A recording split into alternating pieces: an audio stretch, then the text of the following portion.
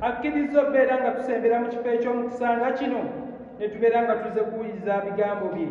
Tusaba Allah subhanahu wa ta'ala ayongere okutuwa obulamu obulungi. Olwaleero tusazeewo kubeera nga gimu ku busiraamu ensomesa zaazo enkulu ennyo omubaka sallallahu alaihi wasallam ziyassaako essira kubeera nga tubeera bumu. Naye obumu obwo butandikira mu famire zaffe. Tukkirize bannaye tubeere bumu. Naye tubadde tulaba asibaabu inkitaa'u rahmi, ensonga ezituleetera okubeera nga tetukyakuuma luganda lwaffe. Muzimu mulimu attakarubu fi masakini baina al akaribi, okubeera nga ab'enganda takarubu bawangalira mu bifo ebimu. Hatha sababu min asbaabu inkitaa'u rahmi, kituleetedde okutulawo oluganda batya. Bwe mubeera muwangalira wamu, bwe wabeerawo embeera ezzemu, abaami n'abaami muyinza okukolagana, naye ate mu bakyala bo ne bafunamu embeera, oba abaana ne bavaako kalinsambulira aleetera okubeera nga mu abakulu temukyakkaanya. Na bwe kityo sahaba w'omubaka gwe bayita Umar bin Khattab radiyallahu anhu yabeera nga atukubiriza, kaana lahu maw'idha ilaina, n'agamba murru dhil qurbati an tatazawalu, beera nga okubiriza ab'enganda okubeera nga balambuligana, wayatajawalu, babeere nga ate beesamba, babeere mu bifo eby'enjawulo.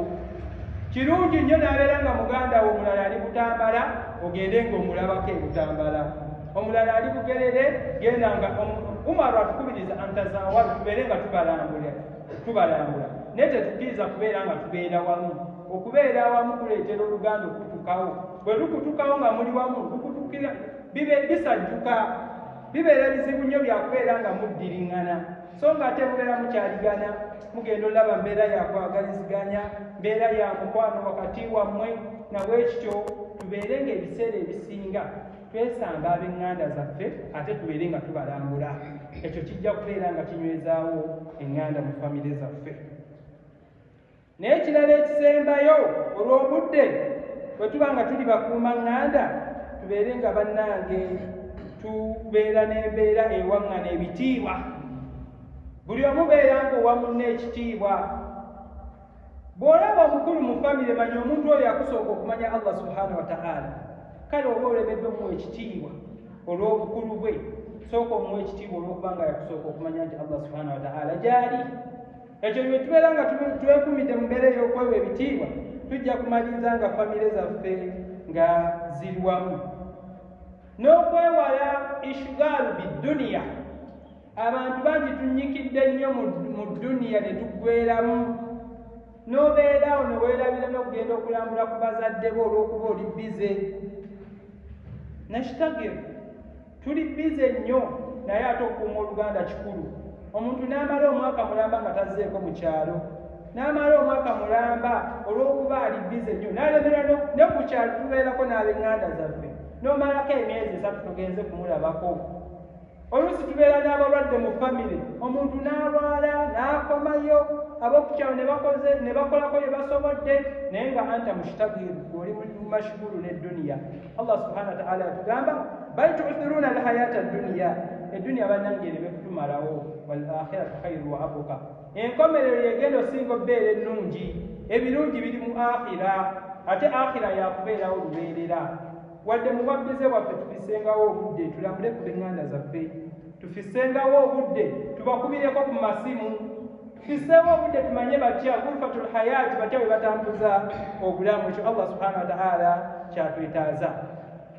Ekisembayo Allah subhanahu wa ta'ala atuwadde omuzimbo guno eno, naye lino bbanja. Lwaki bbanja? Kubanga abadde atasaala swala ya jjama, kati omuzikiti gusembedde wano eno. Allah subhanahu wa ta'ala akubanja okubeera nga ojja okusaala mu jjama. Abo abadde tebawulira adhaani, ng'essola tebagiyimirizawo lwa adhaani, Allah subhanahu wa ta'ala abawadde, mulina n'emizindaalo, mugenda bamuwuliza adhaani. Kino kikemo mu mbeera ey'okusanyuka, ate omukkiriza asooka n'addako ebbali n'omanya nti kino kikemo Allah subhanahu wa ta'ala akireese. Lwaki? Kirina Allah subhanahu wa ta'ala alina haqqi zakubanja obbeera ng'otuukiriza. Okusigala nga mukuumye masigidi eno bihusuni nadhari, ng'erabika bulungi, obwo buvunaanyizibwa buzze gye muli. okusigala nga mugisaaliramu buzze gye muli, okukoleramu darusu kizze gye muli, okuleeta abaana basomere wane bamanye eddiini yaabwe, obuvunaanyizibwa kati buzze gye muli. bannange kino tubeere nga tukyebaza Allah subhanahu wa ta'ala ala hadhihi ni'ma, naye tumanye aidan fitina ate kikemu gye tuli. Allah subhanahu wa ta'ala olimugamba ki omuzikiti guno guli wano eno? mulyekwasa ki nti abaana tebasomanga masjidi eno eri wano, abaalimu bagenda bateekawo wano eno, buli kimu kibeere bwe kityo, ebisigadde bidde gye muli. naye nga Allah subhanahu wa ta'ala atwetaaza beera nga tulongoosa ng'embeera ng'eno ezze mu bitundu byaffe.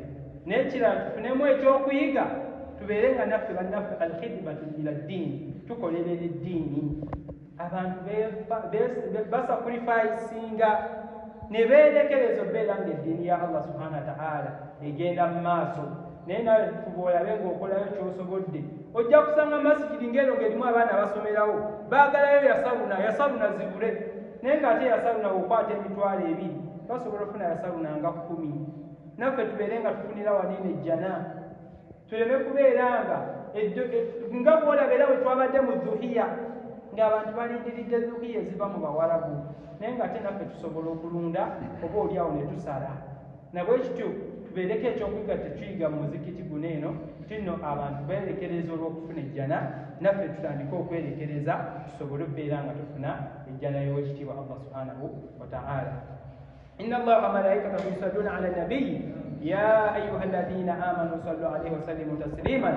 Allahumma arda al-khulafa ar-rashidin khususan minkum Abu Bakr wa Umar wa Uthman wa Ali. Allahumma arina haqqa haqqa warzuqna ittiba'a. اللهم باطلا باطلا وارزقنا اجتنابه.